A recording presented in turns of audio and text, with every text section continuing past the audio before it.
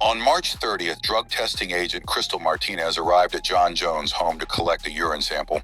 Jones initially said he could not provide a sample after attempting to do so. After Martinez offered to blood test Jones instead, Jones allegedly became agitated. Jones allegedly grabbed Martinez's cell phone and began recording her. Martinez also claimed that Jones appeared intoxicated and said that people who come to his house end up dead. In response to the incident, Jones stated that there is a video showing him and the drug testers exchanging a high five and a hug after the session. He later posted that video on social media. Jones claims that although he was frustrated and used profanity, the interaction ended amicably and that he never threatened Martinez. Jones also claimed that Martinez behaved unprofessionally and violated standard protocol and Health Insurance Portability and Accountability Act laws. In July, Jones was charged with 2 misdemeanors connected to the incident. One misdemeanor was assault and the other interference with communications. On Tuesday, New Mexico Judge Azra Elliott ruled that Jones's 2 misdemeanor charges against him will be dismissed if he does 2 things. 1, he does not break the law in the next 90 days. 2, he undergoes 4 hours of anger management. Some people believe he can do 4 hours of anger management, while others question if he cannot break the law in 90 days. Is beating up a senior citizen against the law in New York? Because he's supposed to fight Stipe there in a couple weeks. Some think the judge's ruling is fine. Others feel Jones consistently receives lenient legal outcomes despite a history of offenses. They think Jones has elite legal counsel and/or receives preferential treatment due to his status as a UFC champion and the perceived economic benefits he brings to Albuquerque and the state of New Mexico. People ponder if ordinary individuals would likely face harsher consequences for similar offenses. Jones says he's retiring after his fight in 2 weeks, and without his outlet of fighting in MMA, hopefully he can contain himself from any more troubles with the law, something he hasn't been able to subdue even with having the outlet of MMA. Regarding the judge's ruling, John Jones says, I would like to extend my thanks to the justice system for reaching a prompt resolution in this matter, which affirms my innocence and enables me to maintain my focus on my upcoming fight. I'm eagerly anticipating the opportunity to defend my heavyweight title on November 16th at Madison Square Garden. You need to smile today? Hop in a cold plunge. That's it. And you're gonna mention my man again? Are you trying to get popped? Or are you trying to get along? Because we can go both ways. I don't want to get popped. 7 fighters no longer on the UFC roster anymore. UFC heavyweight Robelis Despain is gone. His big ass had a lot of hype. 6'7", 87-inch reach, the longest in UFC history. Some crazy fast knockouts. Ultimately, though, no takedown defense, no ground game, no ability to get back up when taken down. So he got exposed.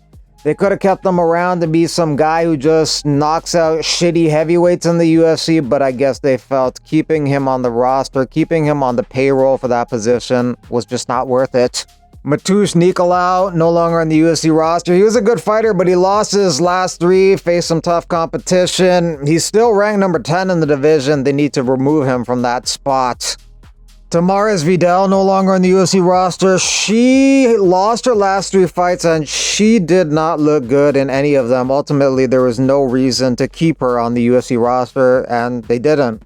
Also gone is Jesse Butler, Charalampis Gregorio, Vinicius Salvador, Daniel Pineda. Pineda retired after his last fight with Darren Elkins. He lost the decision in that one, but he won Fight of the Night.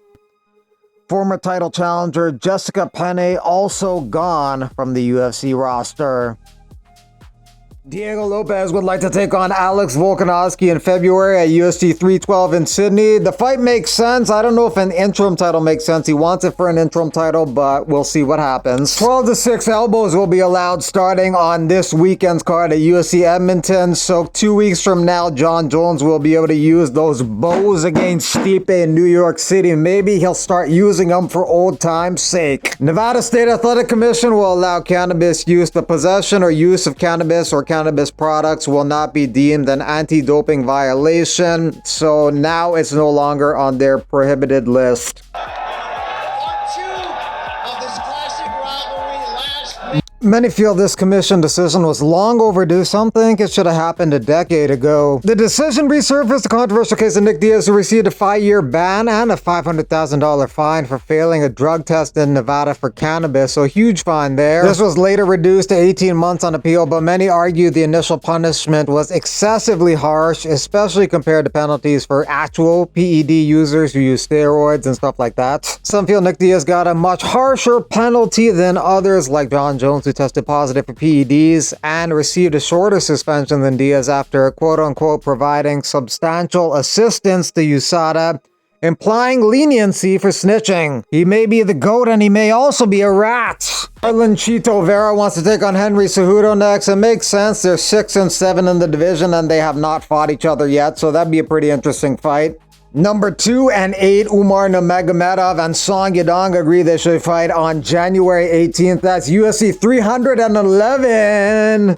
Paulo Costa wants to fight Khamzat Chimaev next. He thinks that Rob's jaw was broke before he was even squeezed. Anyone who thinks otherwise is nonsensical. So that fight won't happen. Khamzat jumped up 10 spots after his win of the weekend to the number 3 position, leapfrogging Paulo Costa by 7 spots. So it's probably a title shot or nothing now for Khamzat. Manal Kape taking on Bruno Silva. Not the big Bruno Silva, the little Bruno Silva. Number 9 and 12 in the flyweight division. This is on December 14th in Tampa, Florida. That card needs a main event now. Rinat Fakhretdinov making fun of people who think Arabs bought the decision for him over the weekend over Carlos Leal at UFC 308. Many felt that decision was a robbery and were very surprised one judge, Haji Muhammad Ali, gave all 3 rounds to Fakhretdinov. With the victory, Rinat remains undefeated in the UFC and on a 23-fight unbeaten streak.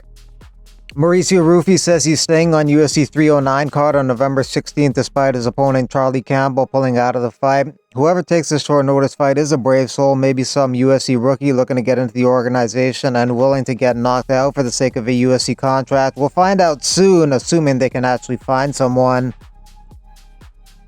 Mike Malott returns to action this weekend. He's taking on Trevin Giles. Malott's first UFC defeat took place in his last fight against Neil Magny. Also on the card, you got Eamon Zahabi versus Pedro Munoz, a contest at 135. Arianda De Silva versus Jasmine Jasdavicius. Kyle Machado versus Brenson Ribeiro. Charles Jourdain making his debut at 135 against Victor Henry. Marc-Andre Barrio versus Dustin Stulsfus. And Hellinger versus Gibson, CD versus Armfield, and Jamie Lynn Horth versus Ivana Petrovic. Champion. Khamsa, Ael. Tak, show him man. Ilya Holloway. וואו, אמרת לה, הגעתי אישה, גם אמר מקום, הגעתי אישה, הלואי. עוד שם. חמזת מרקה, חמזת מרקה.